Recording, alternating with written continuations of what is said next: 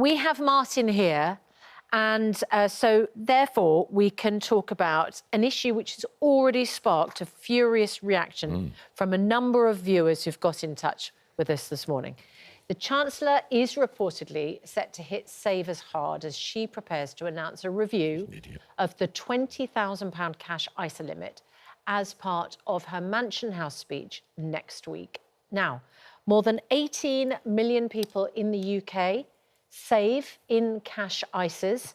So is she likely to reduce the limit you can save? Talk us through the proposals.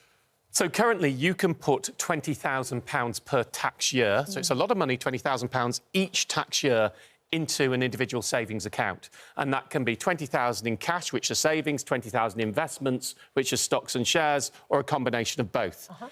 The overall limit, she has said, will stay at £20,000, but the strongly suspected rumour is that means she's going to drop the amount that you can put into cash ISAs, into savings. The reason for doing this, we're being told, is not to raise tax revenue, they're very strong on that, is to try and encourage more young people to invest for their future, which is actually a good thing that they should be doing. My problem is, I think this is a form of push economics, nudge economics, but actually in reality it's just pee people off economics, because most people who've got money in savings aren't going to go, oh, I'm going to have to start paying tax on some of the interest, I'm going to shove it into a risky-based investment. And what we should be doing instead is encouraging investing, educating, providing free guidance, talking about the benefit of it. Now, I did a poll on social media on this, on all different social media. This is the Instagram one. 19,000 people voted. As you'll see, 80% of them said the cash ISA limit should be £20,000 or more. People do not want it to be dropped. And that across all the different platforms I did it, the strength of feeling was huge, especially many older people who are most risk-averse and should be most risk-averse, who don't want to have the cash ISA limit cut. So politically, this is likely to be another very unpopular move. Now, the talk was the limit could be cut as low as £4,000. And therefore you would have £16,000 you would put into a stocks and shares ISA. I can tell you now it will not be £4,000. I am hearing runes, that's the only way I'm going to phrase it, that I suspect if it drops, it'll be in the down to £10,000, maybe £15,000 type of limit that they're going to. So that which would be disappointing but not disastrous, if you ask me. You know, if I were to come out of what I would say if this announcement was made at 4,000, you know, it'd be full raising red flags, this is an absolute nightmare. At 10,000, I'd say this is disappointing. But of course, to be able to save £10,000 a year, you have to be pretty affluent anyway. My alternative suggestion to them, which I've tabled, is that you have what's called a starter investment ISA. So because the key, they want to educate young people to invest. That's the real straight. It's not older people, it's young people. So you do the same age as a lifetime ISA, which is under 40s. You'd be able to put £1,000 into it per tax year. And if you put it in, then for the first couple of years, you would get a 5% boost on top, paid jointly by the financial services industry and the state, so that if for £1,000 you put in, you get £1,050 worth of investment. And that gives people some experience and some way to start to get into the markets, because we need to encourage, as opposed to try and say, oh, you know, the choice between a savings ISA and an investment ISA is like a choice between an apple and a car. They are not the same thing. No, and one's safe and one's risky. One's safe, and we should be good at risk. We're terrible at risk in this country. Look, ultimately, if you're 22 and you're going to be investing money for 20 years, the very substantial probability is if you put it in a widespread of global assets, putting it in the stock market will smack the pants off putting it in savings. But if you're 80... If you're 80 or you're doing it for 3 years, you don't want to touch investing unless you're very happy with risk. What is the Chancellor going to raise by doing this if she goes down for the watered down? Well, on their basis, they're saying everyone will put it into investments, but that is, of course, complete nonsense. All that will happen is more people will pay tax on savings. But it's not, Andrew, it's not about raising revenue, of course it which is. means the logic doesn't work. If they brought it down, the limit from 20 to 10 or 15, do you know the proportion of people who would be of affected? Because, as you say, if you've got 20,000 in readies to put in a savings account, you're doing pretty well because that's after-tax income as well, isn't it? And let's remember, everybody can earn £12,570 a year from any forms of earnings tax-free. If you earn under 80, if you have low earnings, you can actually get another £5,000 of savings interest tax-free. Basic rate taxpayers can earn £1,000 a year of interest in any savings, not cash ISAs, and not pay tax on it. So you are talking above 10,000. You've got to have quite a decent. It'll still be upsetting for many people who've been using it, but it's not going to be the penalisation of small savers if you did that. So, no, but I think, as you said, 18 million people do have cash ISA. How do I phrase this the right way? I think pressure that's been put on since it was first announced by various people who might have been shouting quite loudly about it and doing polls on social media about it may have started to get some thinking that this might be a political loss. Yeah, there's an old expression, if it ain't broke, don't fix it. The cash ISA is You've a used really it twice this successful morning, scheme. Not if you're not going to... Unless you wanted to raise revenue, then I would understand them cutting it to £10,000 on ISAs across the board. Well, people will suspect this is about raising revenue. Of course they will. Because if people don't switch to stocks and shares ISAs, they will probably save in accounts, which means that they pay tax. You should see the vehemence of the messages we're having coming in about this. And a couple of factual questions. Sure. Jane on Facebook asks, are they going to cut yearly allowance on new ISAs or existing ones That's a good question. too? Let me be very plain. The talk is about reducing the amount you will be able to put into a new ISA in future years, probably from next April. Once you put money in an ISA, it stays tax-free year after year. So some people have over £1 million in investment ISAs because they've been maxing it for, 20-odd years. Any money you have... It is unthinkable to me, I haven't quite got this nailed down from the state, unthinkable to me that any money you already have in a cash ISA would be affected. So it's only about what you'd be able to put in future that we're discussing. So don't... I mean, I've had some people say, should I take my money out of cash ISAs? No. And also, that you generally don't bring things in retrospectively because that feels like it breaches the contract. You can't actually have a retrospective limit on this because it's all about how much the interest you've earned or the savings have grown. So no, that's not a risk. Yeah, and Diane says, I am worried about the existing cash ISAs that I have. What happens to them at the end of my fixed term? Can I reinvest? Once money's in a cash ISA, you can move it anywhere else. You have a right to transfer it. Don't apply for... What you do to transfer is don't take your money out. Then you would have a problem.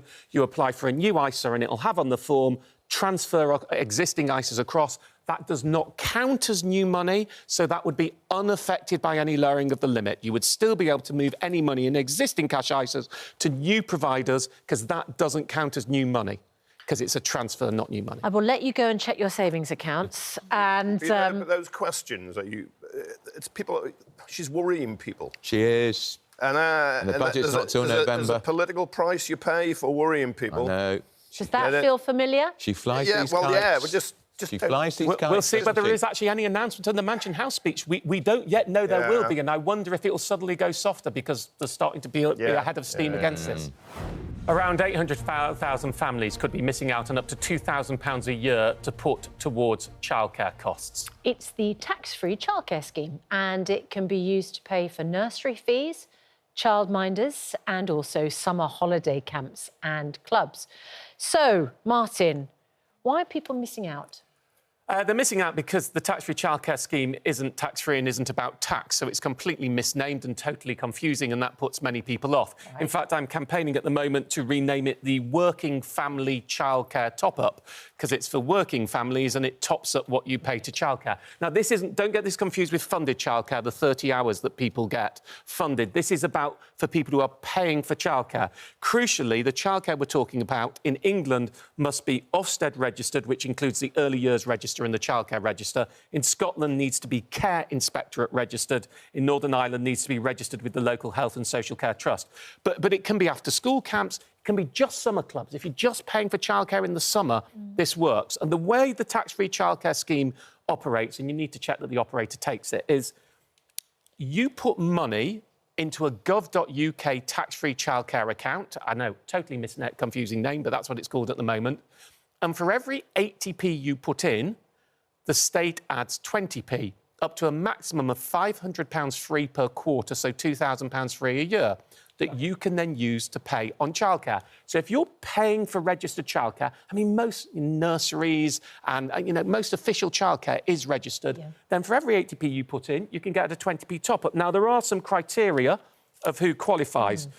So child aged 11 or under, unless they have a disability, in which case it's 16 or under. You need to earn at least the equivalent of 16 hours a week on national minimum wage. What the national minimum wage is depends on your age. But let's say if you're over 21, 10 grand a year or more equivalent salary type thing. But the cut-off for salary at the top end is what? Well, it's slightly different because that's sort of the earning there is no parent can earn over £100,000 a year. So it's a very broad scheme. It's a broad scheme, and it's a ridiculous because it's a cliff edge. So you earn your £99,999.99p, and you're fine. You earn a penny more, and you're gone on it. And the only other thing I should say is, if you're on universal credit, you're far better to operate via claiming your childcare costs through the universal credit system. Claiming this would actually stop your universal credit. But really, this is just a signpost. 825,000 of the 1.25 million eligible families aren't claiming. So the key, if you pay for childcare, check out Taxfree Childcare, or perhaps remember it as the Working Families Childcare Top-Up, which, as you can see, explains a little bit better what the scheme actually is. And but it isn't the thing to Google. It isn't the thing to Google, but our research shows if we renamed it, more people would claim. That's interesting, isn't it? Let's go to a question from Dad Jeff from Essex, who got in touch. And this is what he wants to know.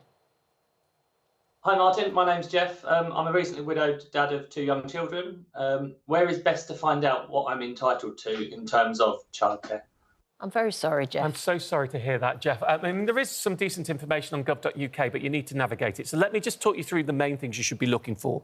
First of all, for children, from September, for children aged 9 months up to school age, then working parents, which is the same definition as I just gave for tax-free childcare of what counts as working, are entitled to 30 hours of funded childcare. It's not free childcare, it's funded, and childcare providers say they're not being paid enough for it, but 30 hours for 38 weeks a year. So that's the first thing to look at, and that's going up in many cases. Even if you don't qualify as a working parent for 4-year-olds, you get 15 hours a week, excuse me. I would then, if you're on universal credit, you should be claiming your childcare costs, up to 85% of childcare costs, through the universal credit system. And if you're not, then if you're paying for childcare on top of your funded hours, because you might need more hours, then it's the tax-free childcare system. There's lots more information out there, but those are the 3 main areas I'd be looking at. Tamara is in a similar situation to Jeff. Sorry again, Tamara, but thank you for getting in touch on Facebook. I have a 4-year-old son who attends a nursery attached to the school, and I currently get 30 hours during term time. I've recently lost my partner and struggle to pay for day nursery in the holidays. Can I get any other help whilst I work during the summer? I interviewed Bridget Phillipson about this on my podcast, and I said, why do we have this ridiculous system where you get 30 hours a week but only for 38 weeks a year? I mean, parents don't get 14 weeks a year of holiday, and she said it's a legacy, it doesn't make sense, but of course it's not been... Bridget Phillipson's the Education Secretary of State, by the way. So, look, that's how it works. Many providers will let you spread those 38 weeks out, so you could just take 38 weeks times 30 hours and spread it across the year. The answer is, if you need more provision, then you're looking at the universal credit or the tax-free childcare scheme to help top you up and help you pay for the provision you've got.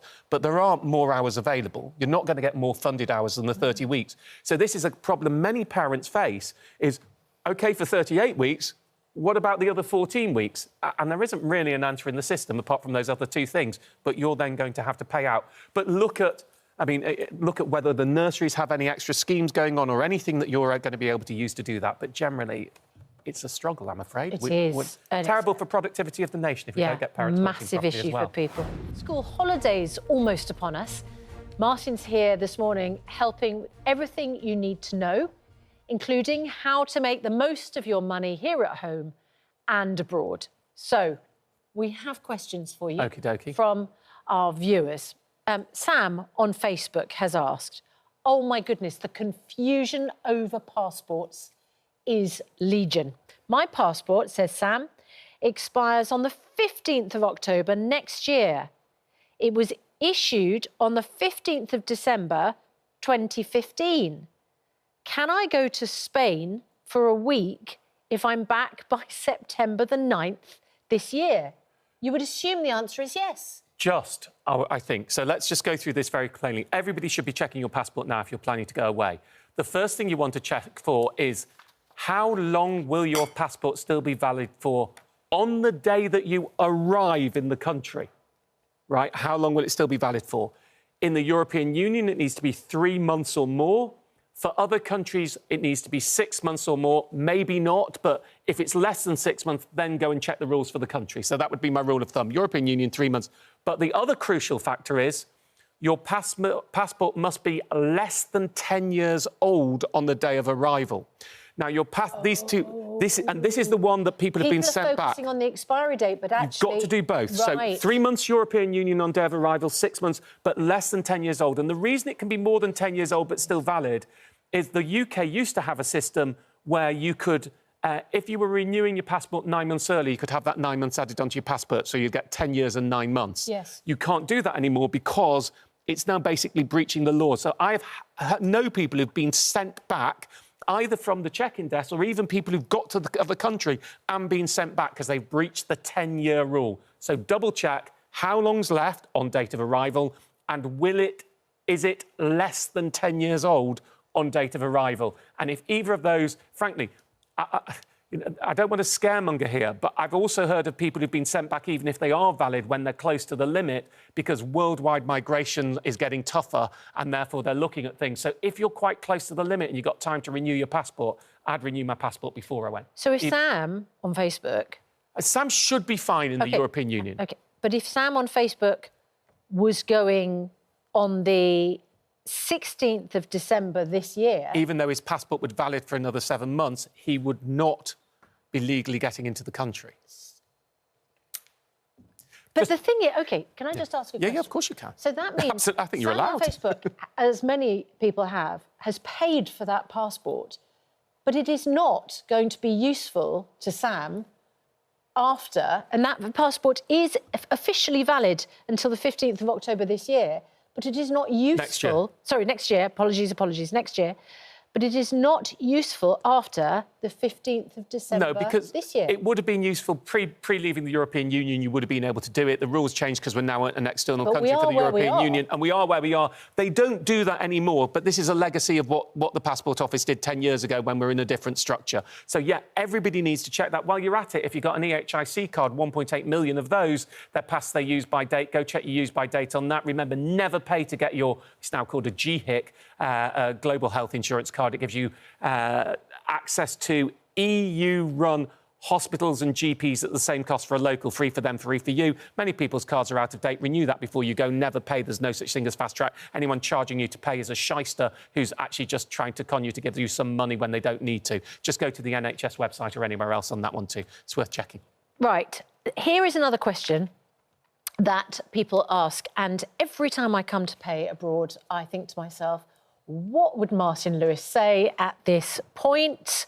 Sarah and Lisa reached out on Facebook, as well as Tracy on Instagram, Lee on X, about whether it's best to get cash out or use a debit or credit card abroad.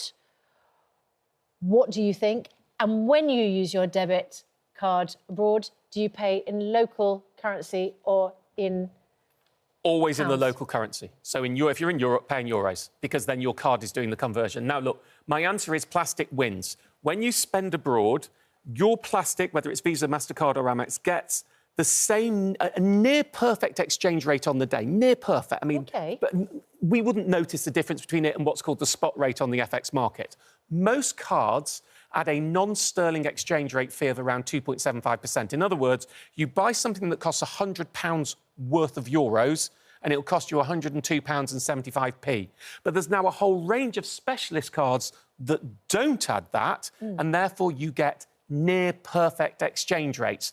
And I have 3 top cards, but there are many others that do this. But if you're looking for one, 3 top cards to show you. I'm about to do my... Do the jump, the superhero Lee. Here we go. Right, so I've got 3 cards for you. I've got the top overall card, which is a credit card. I've got a top easy-to-get card, and I've got one if you're willing to switch bank accounts. The yeses are good, so have a look at the table. If it says yes is good. So Let's do the Barclaycard Rewards Visa credit card. Near perfect exchange rates. Well, they all have that. But the key, why is this a good... Because it gives you 0.5% cash back on spending in the UK and abroad until November, 0.25% after that. So effectively, factor that in and you're getting better than perfect exchange rates because of the cash back. You'll need to do a hard credit check to do it.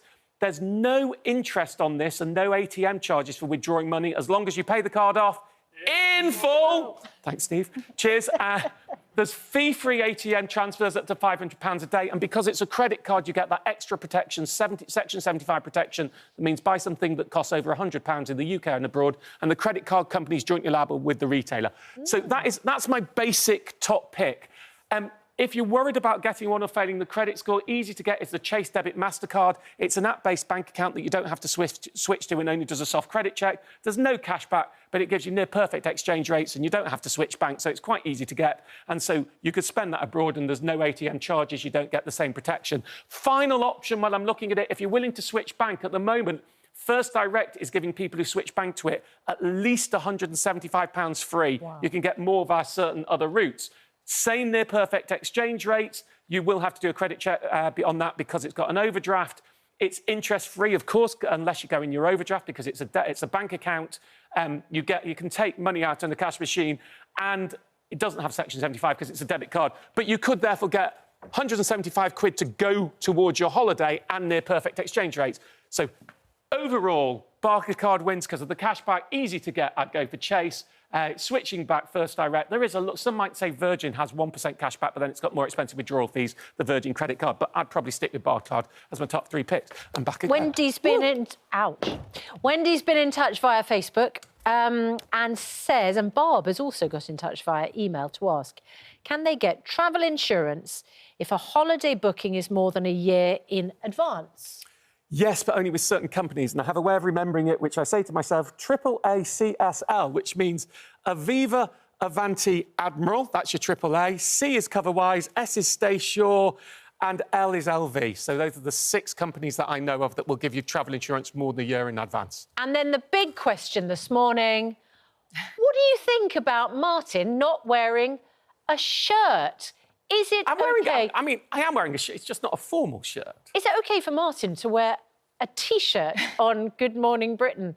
70% of you say he can wear whatever he likes, and 30% people say it just doesn't... Carol, for example, says, cut the mustard. Martin's T-shirt is great, more modern and less stuffy. They should all take a leaf out of his book, but I'm going to save it to Lisa, who says... Lisa says... I think Martin looks really good in anything he wears. Yeah, how you doing? Right. Well, let's help people out, because if you are planning to go abroad, I have a couple of questions which I'm going to ask you to answer quickly. Martin McAndrew on X says, which travel insurers are cheaper if you have a pre-existing health condition? And Les on X says, can you recommend the best travel insurance for people over 85? Pre-existing conditions, always make sure you do claim them. There's Medical Travel Compared and Paying Too Much, which are pre-existing condition comparison sites. That would be my start point on those. If you're aged over 85, over 65, it gets expensive. Over 85, forget annual policies. That's all gone. Single trip policies. My one tip, if you're over 85, the Nationwide package bank account, the Flex Plus that you pay £18 a month for, so that's about $220 a year, doesn't have a maximum age limit.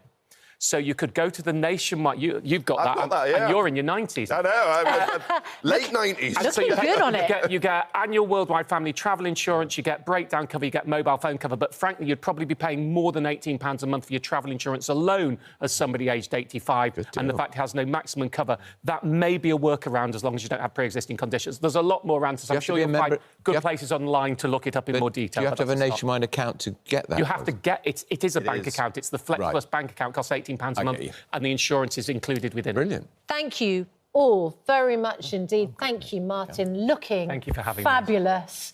And by a majority of the viewers' vote, you can come back with that T-shirt, jacket combination. Now no it's collar time but cuffs.